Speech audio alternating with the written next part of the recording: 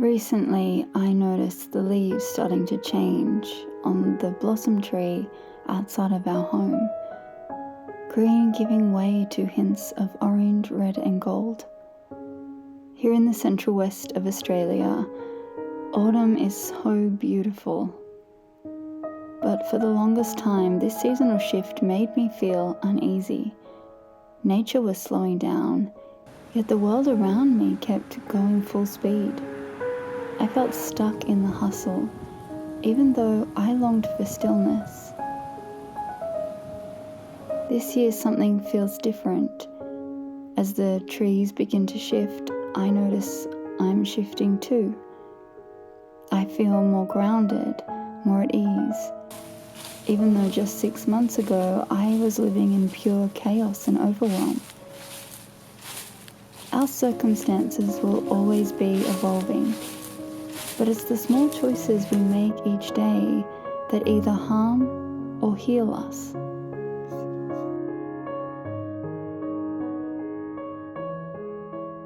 I'm Martina, a certified yoga therapist with a deep calling to help women thrive. On this channel, I'm here to guide you toward a life of vibrant health through movement, mindful living, and sacred ritual.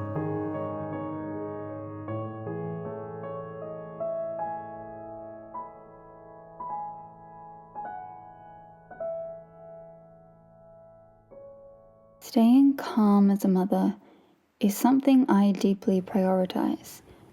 I built routines, cultivated mindfulness, and worked hard to create a peaceful rhythm for our home.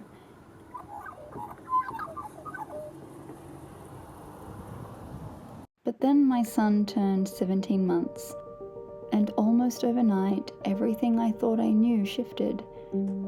Suddenly I was sleep deprived and running on empty. I felt like I was constantly cleaning, yet the house never looked clean. I longed to be more present with my son, to soak in those precious moments. But the never-ending list of to-dos kept pulling me in every direction.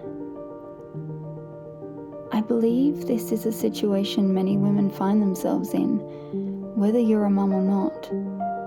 And while I speak about my journey through motherhood in this video, the points that I share can resonate with women in any season or stage of life. The truth is, we can't be genuinely healthy while surviving in fight or flight. A health professional once said to me, "Nothing is worth raising your cortisol over." Cortisol is meant to protect us in moments of threat, but once the danger passes, the body is designed to shift back into a state of rest and repair. Many of us have become used to functioning in a constant state of stress, but a messy house or a to-do list are not threats. So naturally, I dived into productivity podcasts, one after the other, hoping to find a new rhythm, a better way to manage it all. I created systems, color-coded planners, and tried to map out every hour of my day. But even with all that structure, I still felt overworked, overwhelmed, and constantly behind. After months of trying to plan my way out of the chaos, something finally clicked. Right now, I don't need more systems or a perfectly timed routine. What I do need is to simplify, to breathe, to come back to what actually matters, because sometimes the most powerful shift isn't doing more, it's doing less.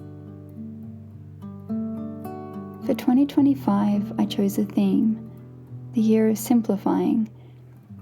That intention has become the seed that has led me to explore slow living, not just as a lifestyle, but as a way of being. In yoga philosophy, we talk about the koshers, the 5 sheaths of the self. You can think of them like nesting dolls or the layers of an onion, and each layer you peel back reveals a deeper part of who you are. The outermost layer is the physical body, the Annamaya kosha. It's the most tangible, the part of us we experience with our senses. It's our body and our physical space. Usually we think change has to come from the inside first, like mindset work or emotional healing, deep meditation. And while all of this is incredibly important, in yoga it is said that when we start with the outer layer, the Annamaya kosha, that effect ripples through into the other sheaths. There's a kind of magic that happens when we start with the outside, with our environment and our routines. Everything you own doesn't just take up space in your home, it becomes mental inventory. As my son explored each cupboard, pulling out its contents, it became clear that I had accumulated more than I could mentally handle. And numerous studies show that women experience a spike in cortisol when in a cluttered home. So it's here where I began, decluttering my home one room at a time. As I let go of my stuff, it gave a sense of relief. I became stronger, more decisive, and at times brutal with what I would let go of. We attach emotions and sentiment to our belongings, so decluttering is like a muscle. You have to exercise it, and with effort and time, that muscle grows stronger. The first time you declutter, it's helpful to start with the most obvious things until you've built up that strength. Perhaps a space we don't really think about decluttering is through our technology and through social media. Social media has been a decision I have sat with for a while. Even though I often feel the weight of having these platforms, there are still parts of them I genuinely use. I'm not someone who jumps onto every new app. YouTube, Instagram, and Facebook already feel like more than enough, but I wanted less. So I started with Facebook. One by one, I began unfriending people. And surprisingly, that felt harder than just deleting the app altogether. So why didn't I just delete the app altogether? I still find value in Marketplace and a few gardening groups I am a part of. So this was the only way that I could let go of the clutter that was within social media. It might sound strange, but I felt an unexpected attachment to the people I was unfriending. With each click, it felt like I was cutting a cord, not because I wanted to shut anyone out, but because I needed to release the quiet pressure to keep up with everyone's lives. And there was a flicker of fear. What if I never saw some of them again? But deep down, I trust that if we're meant to cross paths, we will. I also began putting my phone away in a drawer for most of the day. That simple shift helped to stop the urge to scroll in every small pocket of time. Our brains aren't built to absorb as much information as we do through social media. The constant dopamine hits make it addictive, and it takes a real toll on the nervous system. I could talk about this all day, but maybe that's a conversation for another video. Just like our home, our schedule is another kind of space, and it too can become cluttered.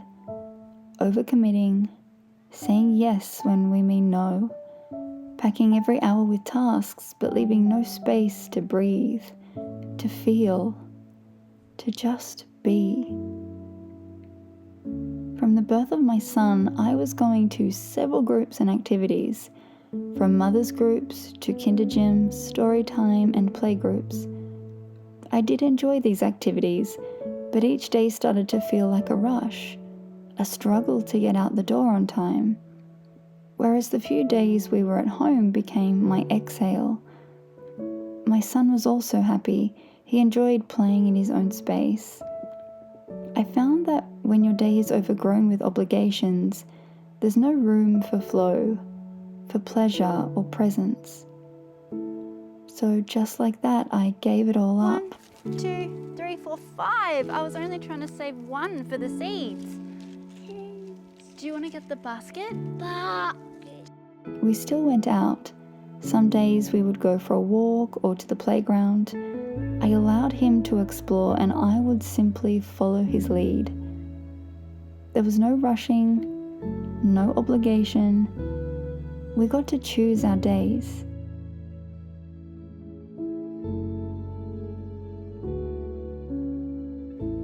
No matter what season of life you're in, I believe self-care and me time should still be a priority. For a while, I tried to fit everything into a morning routine, the things that felt impossible to do while my son was awake. But it quickly became rushed, and I also felt frustrated if I couldn't get through it all.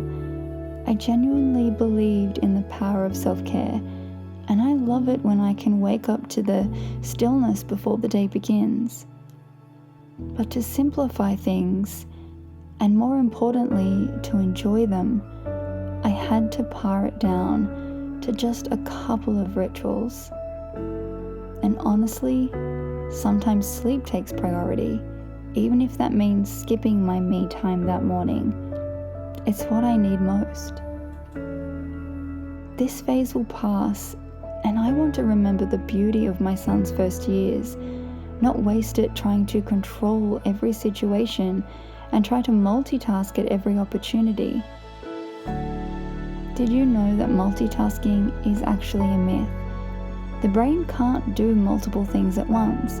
Instead, it switches continuously between tasks, affecting the quality of your work while increasing your mental load. Slow living is about doing one thing at a time. It allows you to live intentionally, to choose how you spend your time. It's saying yes to the things that are worth your time, your energy, and attention. I don't just want to notice the tree changing color, but to spend some time in that moment and not feel like I need to rush to the next thing. I want my son to remember me as his safe place, to feel my presence, and not look up at the mum who is always stressed and always rushing. This is my year of many years that I will introduce slow living. If you're feeling the same pull to slow down, simplify, and come back to yourself, I hope this video offers you some comfort and a place to begin. Let's take this journey into slow living together.